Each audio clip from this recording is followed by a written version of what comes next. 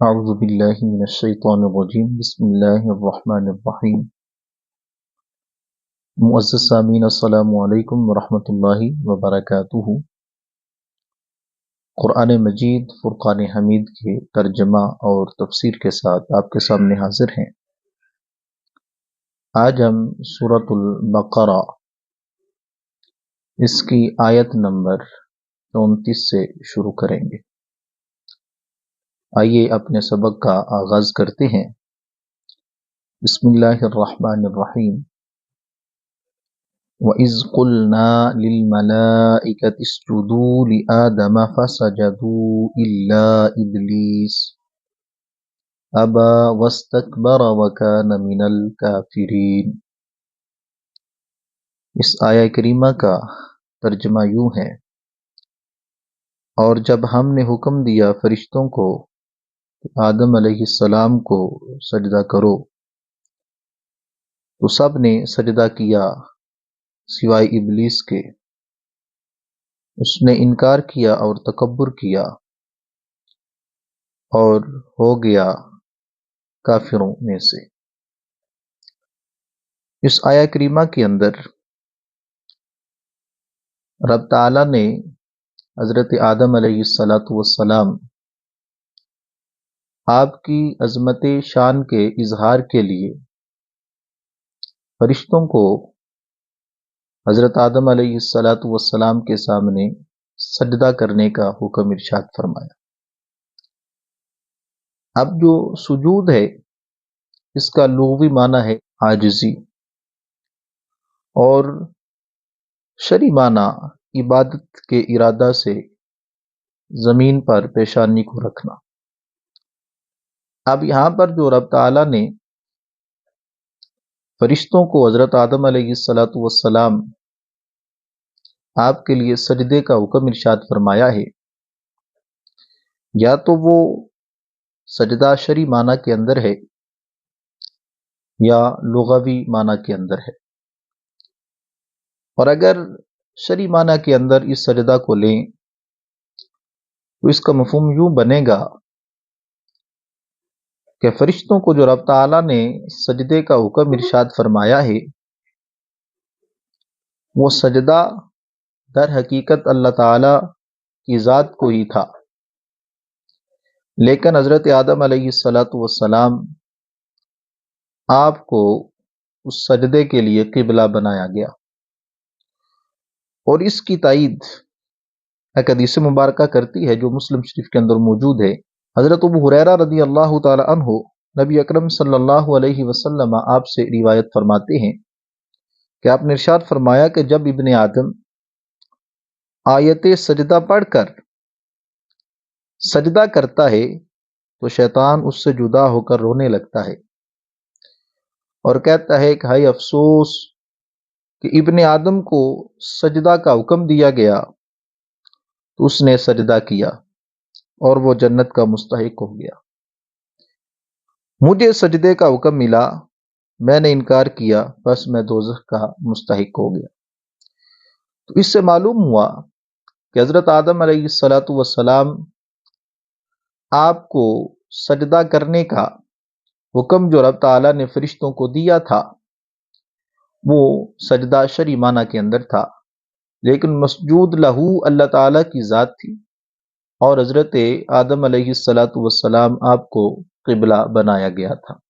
یا فرشتوں کو لغوی اعتبار سے سجدہ کرنے کا حکم ارشاد فرمایا گیا تھا،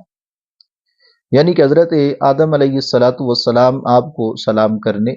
آپ کی تعظیم بجا لانے اور آپ کے سامنے عجز و انکساری کا اظہار کرنا مقصود تھا، جیسے کہ حضرت یوسف علیہ السلام آپ کے بھائیوں نے آپ کو سجدہ تعظیمی کیا تھا۔ اور امام باغوی آپ یہاں پر بیان فرماتے ہیں کہ سجدے سے سجدہ لغوی مراد لینا یہ قول زیادہ صحیح ہے۔ فرماتے ہیں کہ وہ سجدہ زمین پر پیشانی رکھنا نہیں تھا، صرف اور صرف جھک کر حضرت آدم علیہ السلام آپ کی تعظیم کو بجا لانا تھا، لیکن جب اسلام آیا اس نے اس سجدے کو بھی منسوخ کر دیا۔ تو بہرحال فرشتوں نے حضرت آدم علیہ السلام آپ کو سجدہ کیا، ابلیس نے انکار کیا، اس نے سجدہ نہ کیا اور وہ کافروں میں سے ہو گیا۔ اب یہاں پر قاضی ثناء اللہ پانی پتی علیہ الرحمہ آپ بیان فرماتے ہیں کہ فرشتوں کو حضرت آدم علیہ السلام آپ کی تعظیم کا حکم بطور شکر اور حق کی ادائیگی کے لیے تھا، کیونکہ حضرت آدم علیہ السلام آپ نے فرشتوں کو تعلیم دی تھی، تو اس تعلیم دینے کی وجہ سے آپ ان کے معلم ٹھہرے۔ تو جب تعالیٰ نے جو فرشتوں کو حضرت آدم علیہ السلام آپ کو سجدہ کرنے کا حکم ارشاد فرمایا تھا، وہ حضرت آدم علیہ السلام کی تعظیم کا حکم بطور شکر اور حق کی ادائیگی کے لیے تھا۔ تو ابلیس نے سجدہ نہ کیا اور وہ کافروں سے ہو گیا، کیونکہ اللہ تعالیٰ نے حضرت آدم علیہ السلام کو سجدہ کرنے کا حکم دیا تو اس نے اسے کبھی سمجھا تو وہ کافروں میں سے ہو گیا۔ اس کے کفر کی دوسری وجہ یہ بنی کہ اس نے یہ اعتقاد رکھا کہ میں آدم علیہ السلام آپ سے افضل ہوں، جیسے کہ قرآن مجید میں اس کا قول نقل ہے، انا خیر منہ۔ صرف واجب کو ترک کرنے کی وجہ سے وہ کافر نہیں ہوا تھا، بلکہ رب تعالیٰ کی بارگاہ کے اندر اس نے اپنی بڑائی کا بیان کیا کہ میں آدم علیہ السلام سے افضل ہوں، بہتر ہوں، میں کس طرح ان کو سجدہ کر سکتا ہوں۔ اس بنا پر جب اس نے انکار کیا تو رب تعالیٰ نے اس کو کافروں میں سے شمار کر دیا۔ اس سے اگلی آیہ کریمہ یوں ہے، وَقُلْنَا يَا آدَمُ اسْكُنْ أَنْتَ وَزَوْجُكَ الْجَنَّةَ وَكُلَا مِنْهَا رَغَدًا حَيْثُ شِئْتُمَا وَلَا تَقْرَبَا هَٰذِهِ الشَّجَرَةَ فَتَكُونَا مِنَ الظَّالِمِينَ۔ اس آیہ کریمہ کا ترجمہ یوں ہے، اور ہم نے فرمایا کہ آدم رہو تم اور تمہاری بیوی اس جنت میں، اور دونوں کھاؤ اس سے جتنا چاہو جہاں سے چاہو، اور اس درخت کے قریب نہ جانا ورنہ حد سے بڑھنے والوں میں سے ہو جاؤ گے۔ امام بغوی اب بیان فرماتے ہیں کہ حضرت آدم علیہ السلام آپ کا جنت کے اندر کوئی بھی ہم جنس نہ تھا، تو آپ سو گئے تو رب تعالیٰ نے آپ کی بائیں طرف سے حضرت حوا کو پیدا فرمایا۔ تو جب وہ بیدار ہوئے تو انہوں نے حضرت حوا کو اپنے سر کے قریب بیٹھے ہوئے پایا، ایک انتہائی خوبصورت شکل کے اندر۔ تو آپ نے پوچھا کہ تم کون ہو؟ تو حضرت حوا آپ نے عرض کی کہ مجھے اللہ تعالیٰ نے پیدا فرمایا ہے آپ کے لیے، تاکہ میں تجھ سے سکون حاصل کر سکوں اور آپ مجھ سے سکون حاصل کر سکیں۔ اسی وجہ سے رب تعالیٰ نے چونکہ حضرت حوا آپ کو بعد میں پیدا فرمایا،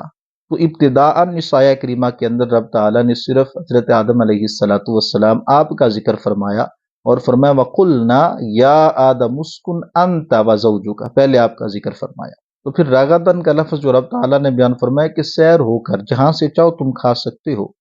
اور جو فرمایا وَلَا تَقْرَبَا هَٰذِهِ الشَّجَرَةَ کہ اس درخت کے قریب نہیں جانا، تو رب تعالیٰ نے یہاں پر درخت کے قریب نہ جانے سے ان کو کھانے سے روکنے کے اندر مبالغہ فرمایا ہے،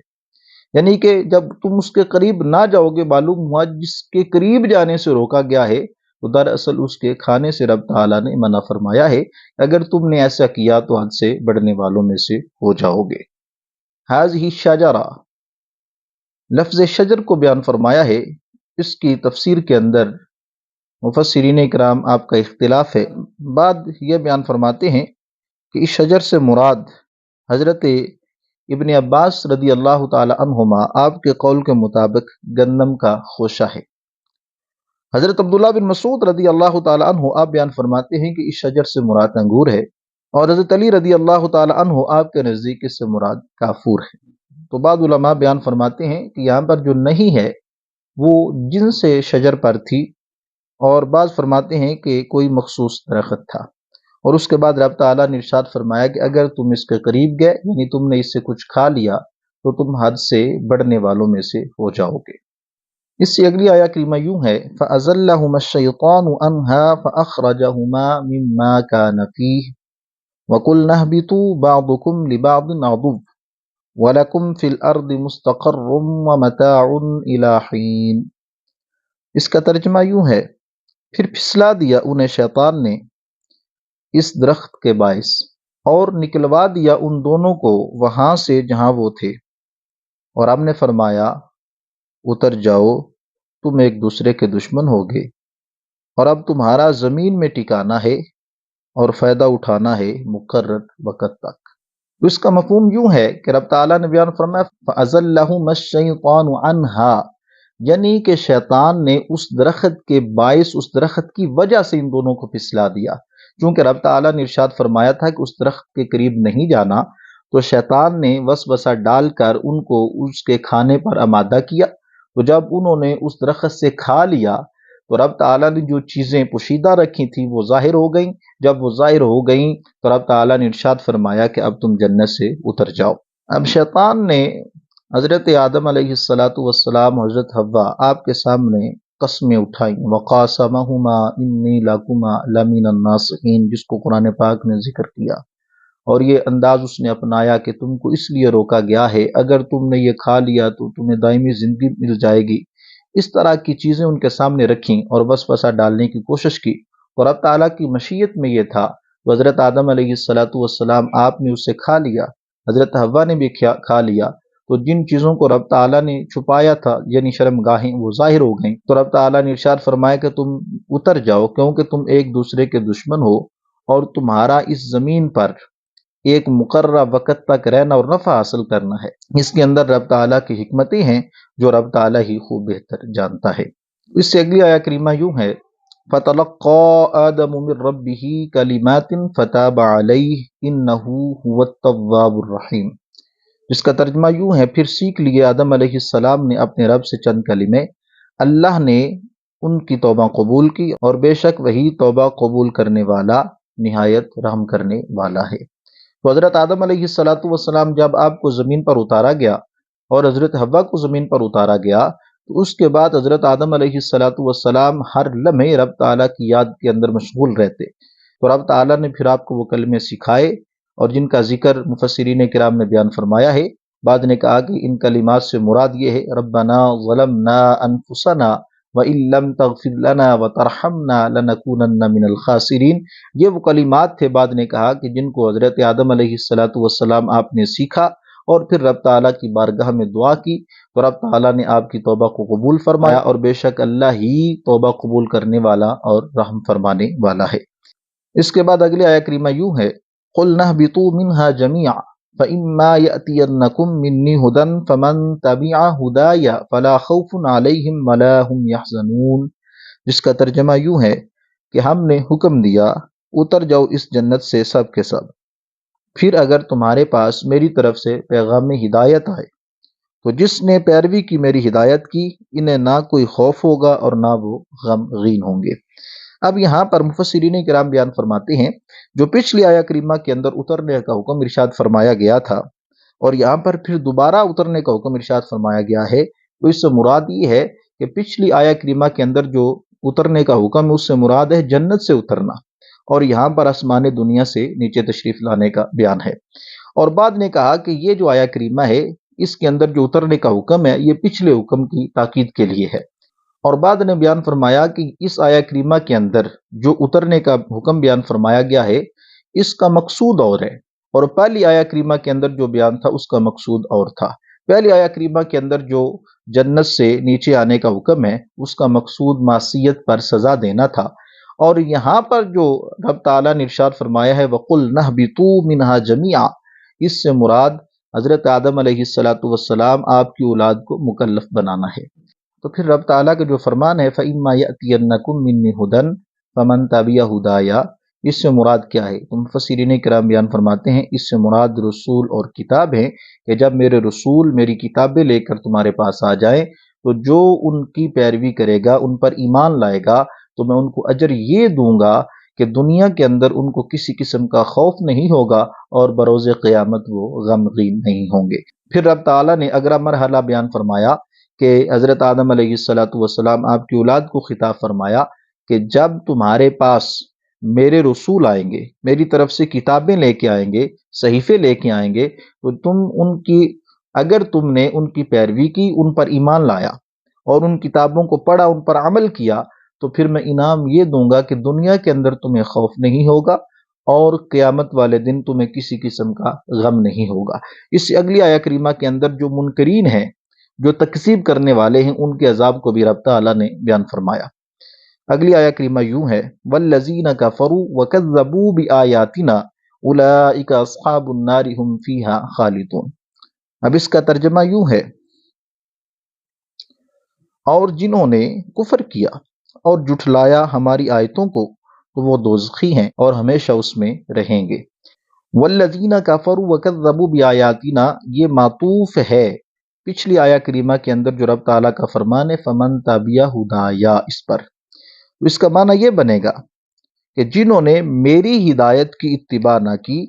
بلکہ اس کا انکار کیا، قرآنی آیات یا دوسری کتابوں کو جھٹلایا، تو وہ دوزخی ہوں گے اور ہمیشہ اس دوزخ کے اندر رہیں گے۔ تو اس سے معلوم یہ ہوا کہ جو رب تعالیٰ کی ہدایت کی پیروی کرے گا، رب تعالیٰ کے احکامات پر عمل کرے گا، تو رب تعالیٰ دنیا اور آخرت کے اندر اس کو بلائیاں، اور رب تعالیٰ دنیا کے اندر اس کو ہر طرح کے غم سے آزادی عطا فرمائے گا، ہر طرح کے خوف سے آزادی عطا فرمائے گا، اور قیامت کے دن رب تعالیٰ اس کو غمگین نہیں ہونے دے گا۔ اور جو جھٹلائے گا رب تعالیٰ کی ہدایت کو، رب تعالیٰ کے رسولوں کی تکذیب کرے گا، رب تعالیٰ کے رسولوں کو نہیں مانے گا، رب تعالیٰ کی آیات کی تکذیب کرے گا، تو رب تعالیٰ فرماتا ہے کہ ایسے لوگوں کو میں جہنم میں ڈال دوں گا اور ہمیشہ وہ جہنم میں رہیں گے۔ اللہ تعالیٰ کی بارگاہ میں دعا ہے کہ رب تعالیٰ قرآن مجید فرقان حمید کو سمجھ کر اس پر عمل کی توفیق عطا فرمائے۔ وما علینا الا البلاغ المبین۔